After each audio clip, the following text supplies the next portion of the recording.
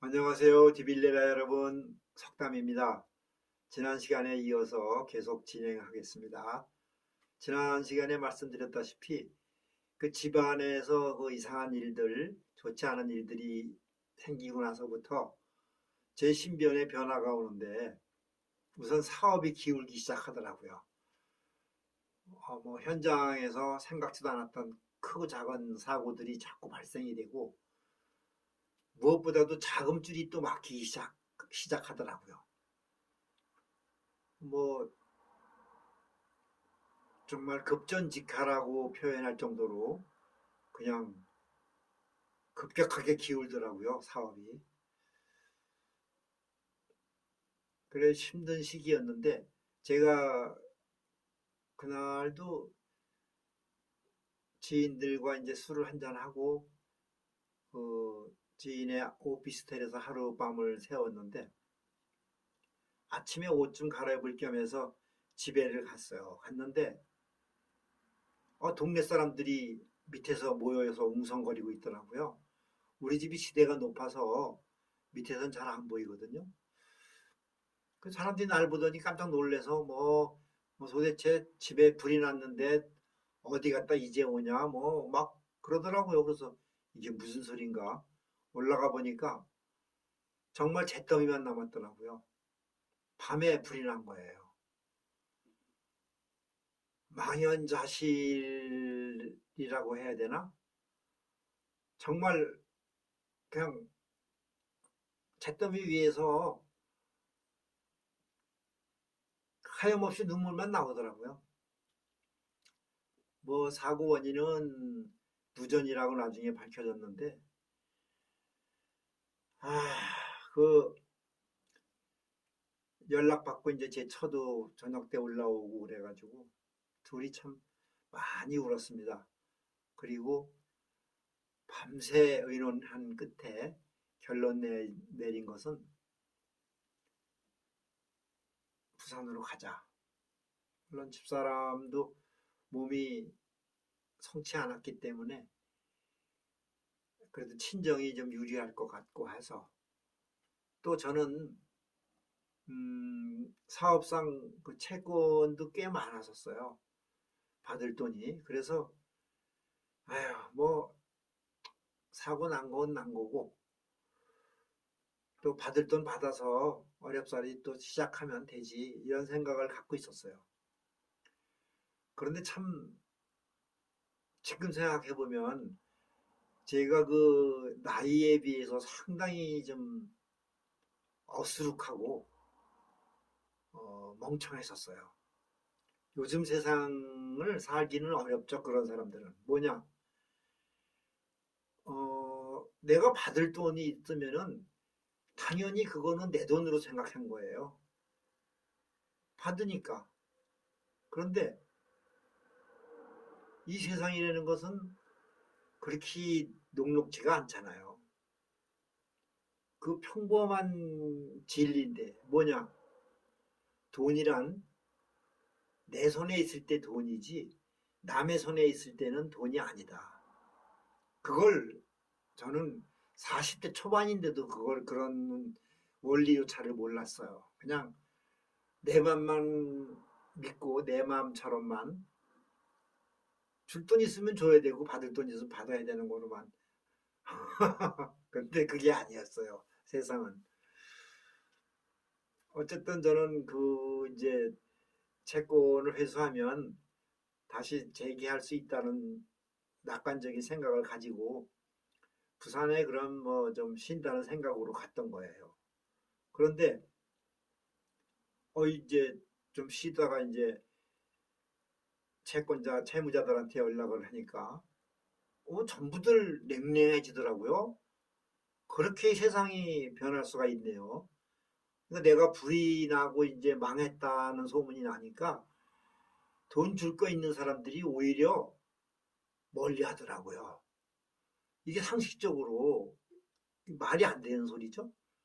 줄 돈이 있었는데 그 사람이 망했다면 오히려 도와줄 생각은 하진 못할 망정 세상 인심을 그때 배웠어요. 이거 만만치가 않다. 그래서 소송을 하게 됐어요. 그런데 아마 이런 경험이 있으신 분들도 있겠지만 대한민국 땅에서 이 민사 재판을 변호사 없이 개인이 혼자 진행한다는 것이 얼마나 힘든 것이라는 것을 아는 사람은 알 겁니다. 저는 참 그걸 5건이나 동시에 진행을 했어요. 지금 생각하면 참 무모하기 짝이 없고 바보 같은 행동이었죠. 그런데 그렇게 제가 좀 순수한 편이었었어요. 당연히 내가 받을 돈이니까 법전 뒤져가지고 양식 만들고 이래가지고 서투른 솜씨로 소장을 내고 소송을 진행을 한 거예요. 재판 날짜에 한번 가보니까 이런 세상에 상대방은 나오지도 않고 거긴 다 변호사를 댔더라고요. 무슨 변호사가 필요할까 나는 그랬어요. 음, 어쨌든 5건을 진행하는 동안 하도 법원을 지방법원 조그만 도시의 지방법원이니까 어? 조그맣잖아요. 그래서 규모가 판사가 내 얼굴을 기억할 정도였었어요. 한 1년을 드나드는데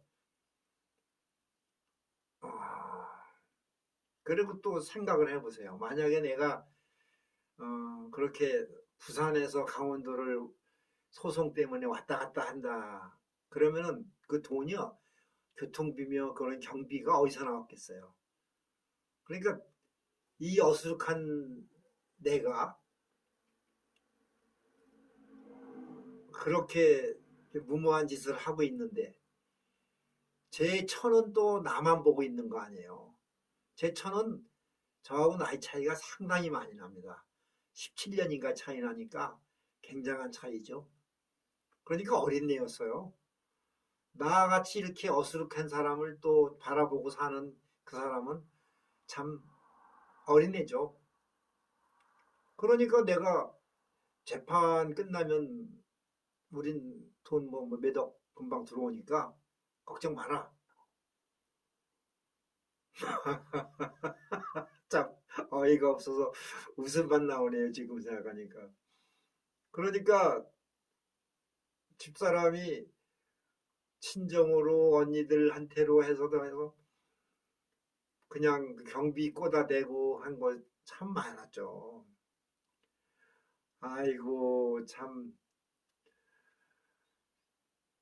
말문이 막힙니다. 어쨌든 그래서 소송을 하러 왔다 갔다 하면서 제가 5건을 진행해서 4건을 승소를 했어요. 한 건도 마치 승소나 마찬가지인데 그게 법률 용어로는 화의라고 그러던가 하여튼 그렇더라고요. 그건 이제 둘이 합의해라는 뜻이죠. 그래 판결문 들고 이제 의기양양해서 이제 돈만 받으면 되는구나. 그랬는데 또 그게 아니더라고요.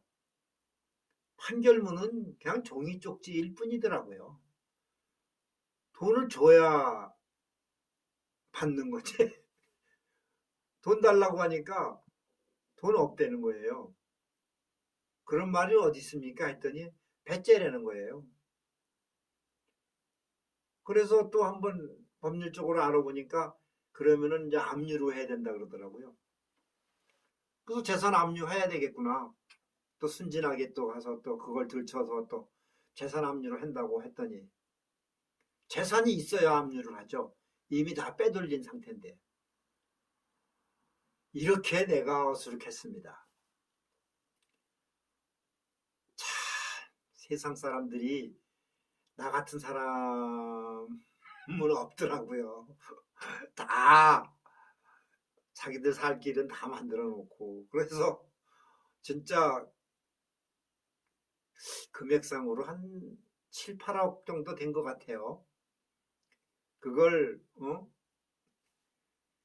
다 받을 거로만 생각하고 있다가 판결문 종이 쪽지만 받아가지고 거기에 어, 연 25%의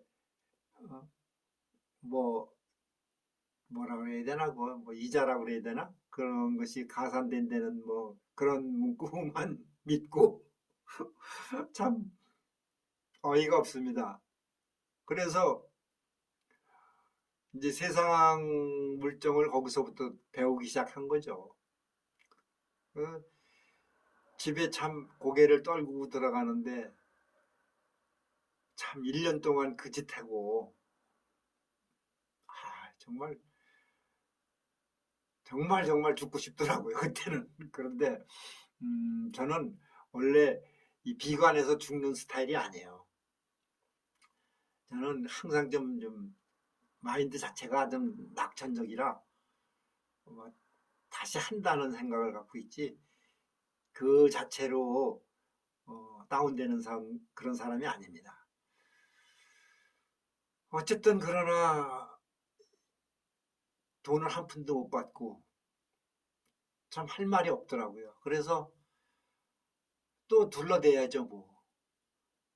이건 이제 판결 받아놨으니까 지들이 안 주면 연 25% 이자 붙는다는데 뭐 그러면 오히려 우리는 손해도 없다. 그러니까 그동안 내가 그러면 또 어디 노가다라도 해서 생활비는 벌 테니까 그냥 편하게 기다려라. 말은 잘하죠. 그래서 부산에서 이제 그때부터 생활전선으로 뛰어들게 됐는데 처음 간 곳이 용역사무소였는데 용역사무소를 통해서 가니까 건설 현장이더라고요. 그때 무슨 빌딩인지 아파트인지 하여튼 짓는 그 건설 현장에 가서 기술은 없으니까 잡부라 그러죠. 시작을 했습니다. 오늘은 여기까지만 하고 또 다음 시간에 이어서 또 하겠습니다. 디빌리아라 여러분 안녕히 계세요.